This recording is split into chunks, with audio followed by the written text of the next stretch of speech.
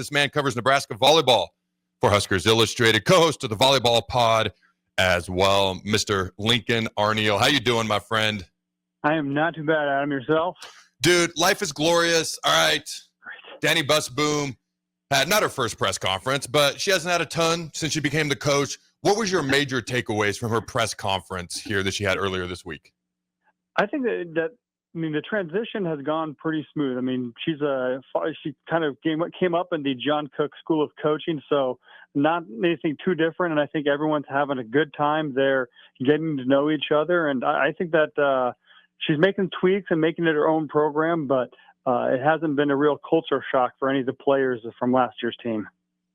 How big of an impact do you think that I mean, she's from Nebraska, played for Cook, coached under Cook, was there when they won a national title as a player and an assistant coach under Cook. How big of an impact do you think that makes for her? Because the reverse side of that is for someone who may not handle pressure great, and I'm not saying that's her, but somebody who doesn't, maybe someone else, that could just add a ton more pressure. How do you think she's kind of handling all this, and what type of impact do you think that's making?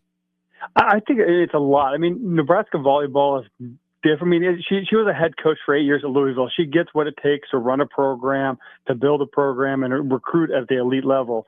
But I think Nebraska volleyball is different just because of everything else that's outside of the program of being on court, of dealing with having 20 people at a press conference. I don't think there's any other program in the country that attracts that level of attention. Having a sold-out arena, people selling out 8,000 seats for a spring exhibition match. So I think there's a lot of other things that go into it. I think she knows everything else that comes with it. I think that helps a lot with her acclimation to the program. So I think that's kind of eases her transition. She knows what she's getting into rather than someone coming from the outside. So she knows what she's getting into and has handled it well.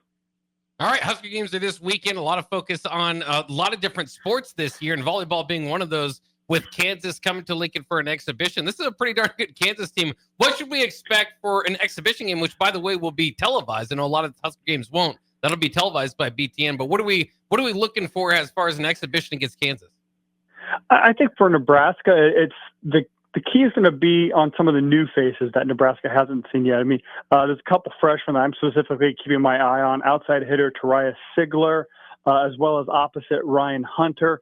They could both have a path to playing time too if they really perform up to what their potential is. So those are the two that I'm really excited on. We'll get to see a lot of players on the court too. Danny talked about trying different rotations, different lineups, just to get a feel of how everyone reacts and how they react to being uncomfortable playing next to players they may not get to a lot in practice. So we'll see a lot of different lineups, a lot of new faces. So I think it'll be a good time to see that. And also we'll see what Danny's bringing with her new sped up offense that she's been talking about. All right, talk to me about a player like Harper Murray, someone highly recruited, been a great player for the program, done a lot of fun things on social media this off season. What can fans expect from a player like Harper Murray, and what do you think DBK is looking and hoping to get out of her this season? I think the key, I mean, we've seen a lot of growth from Harper. She's had her kind of trials and tribulations off the court too, and had bouts where she's been fighting against herself on the court too. I think what you want to see from Harper is that next step, the ability to take over the match. We've seen some at the national championship level, all those teams that have won the past few years have had that person who, when their team needs a kill, they can deliver it no matter who's in front of them, what defense is doing. So I think that's going to be a key part of what DBK can help unlock. And as well, I think the other key part of what Harper Murray brings this year is leadership. You lose Lexi Rodriguez and Merritt Beeson. And I think that Harper's really shown a lot of maturity and a very good perspective on volleyball and life as well too.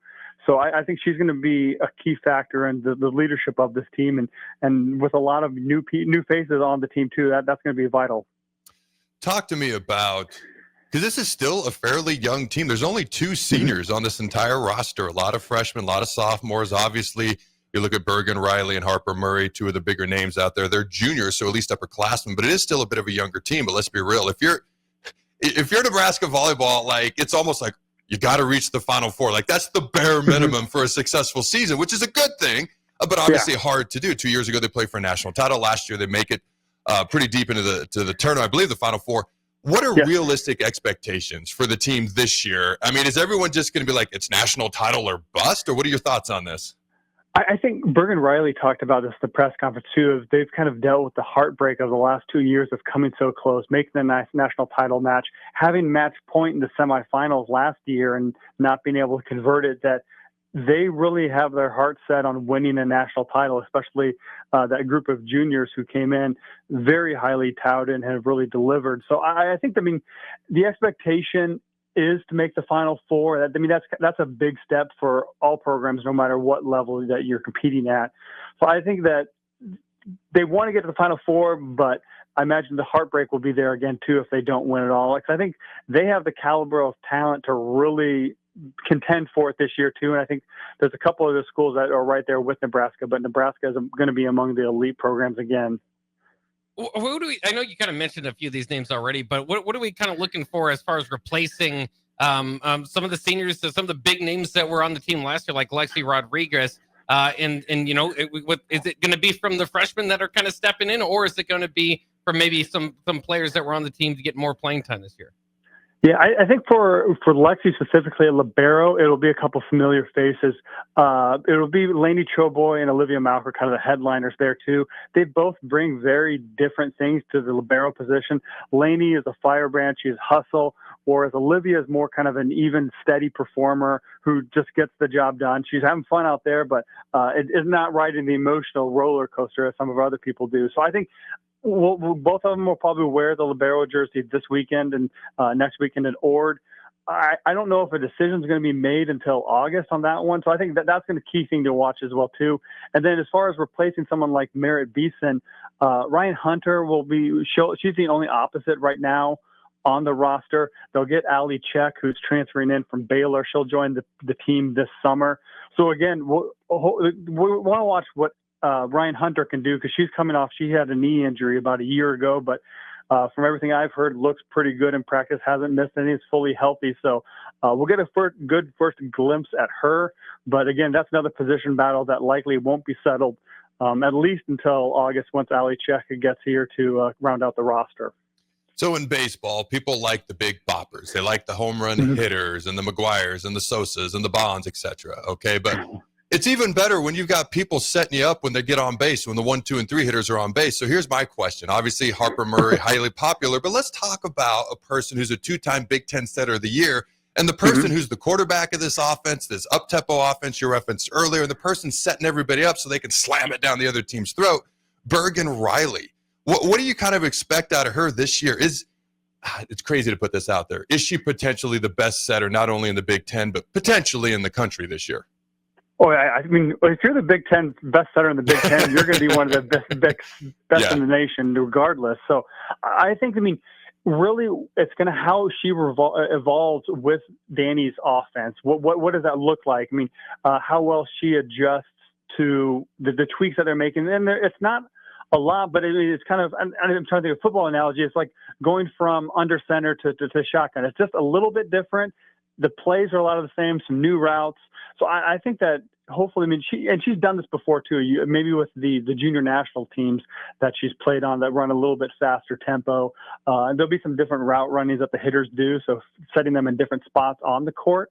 But Bergen showed the skill level and capabilities to adjust to whatever's thrown at her. She was a high school senior playing with the senior national women's team, so she's cool under pressure. I expect her to kind of elevate her game a little bit too and unlock some new things on the offense. So Bergen, I think I don't imagine her taking it back, because I know Danny's done a great job developing centers during her time at Louisville, and I think that she has an elite eye for talent and can really get the best out of Bergen.